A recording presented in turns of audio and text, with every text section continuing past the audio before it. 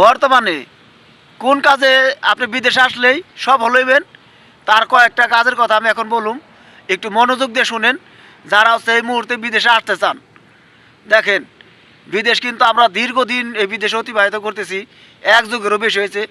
তো আল্লাহর রহমতে কিছু একটু তথ্য হলো আমাদের কাছে আছে, সেই তথ্যটা আপনার কাছে দিব এখন।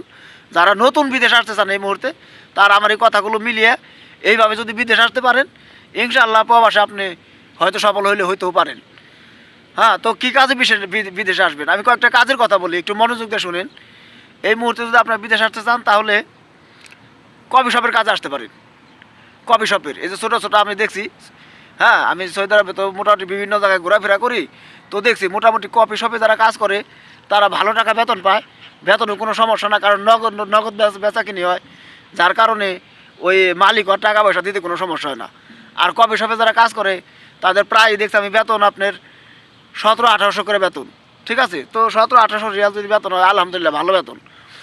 তারপরে যদি আপনি আসেন এই বিভিন্ন মার্কেটের বিষয়ে আসতে পারেন। এই যে সৌদি আরবে অনেক রকমের বড় বড় মার্কেট আছে, আমি নাম বললাম না, এই সমস্ত মার্কেটের বিষয় যদি পান আসতে পারেন। তারপরে রেস্টুরেন্ট, বিভিন্ন রকমের রেস্টুরেন্টের বিষয় আছে, যদি কেউ রেস্টুরেন্টের বিষয়ে আসতে পারেন আসবেন। এই সমস্ত কাজে কি একটু বেতনও বেশি, স্যালারি বেশি, আর আপনার হচ্ছে স্যালারি নিয়ে কোনো সমস্যা হয় না, কারণ নগদ বেচা কিনি করে তারা, ঠিক আছে।